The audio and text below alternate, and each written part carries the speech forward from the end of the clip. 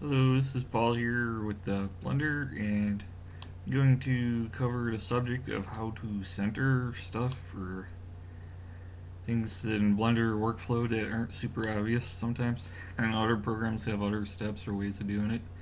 So I'm going to show you something in Blender. Let's see. First of all, most things is like easy. Bring up the panel here. This is the properties panel with the N key, and this comes in handy. So looking at your object and say I have a selection like the cursor, you can look up the transform vertices, or the vertex transforms I should say, in the N panel, and you can edit stuff that way. So you can also choose between the global coordinate system and a local respective to the object. In this case they're the same for this mesh, so I'm not going to worry about that too much. Let's say I want to center this vertex on the x-axis.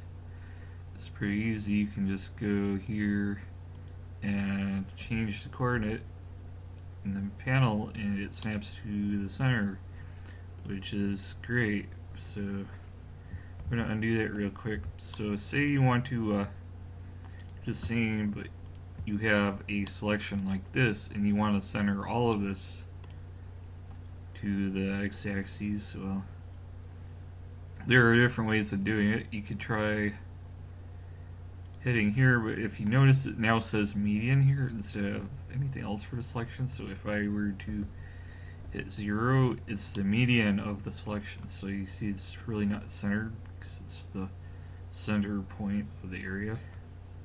So I'll undo that. And the other option you'd think of is maybe using the pivot point.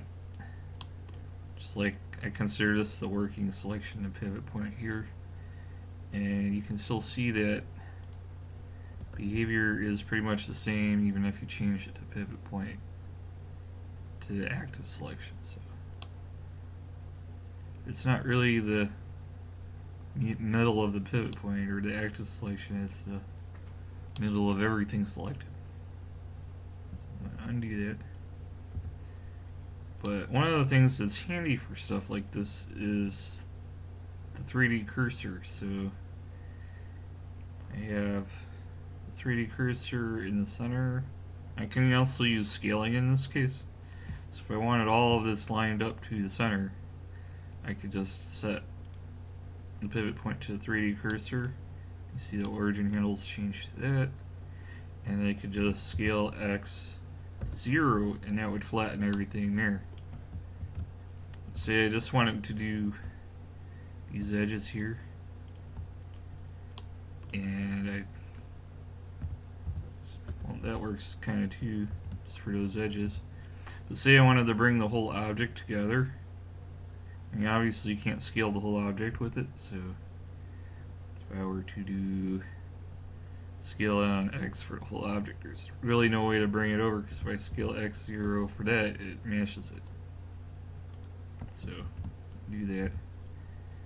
So how do you bring this to the center with everything else?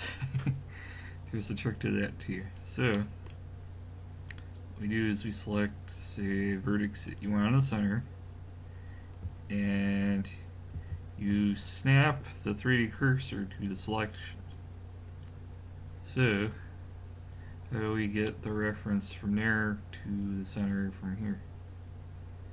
Well, 3D cursor is also on this N panel, so if I scroll down, there's location for 3D cursor, and I snap the 3D cursor to that vertex, so all the coordinates are at the vertex. But I just want to center it on the x, so I am going to set x to 0 for 3D cursor.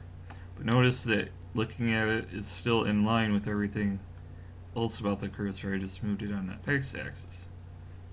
So what we can do is select everything like that, and if you were to just try to snap offset, it would be the median point, so that's still not it either.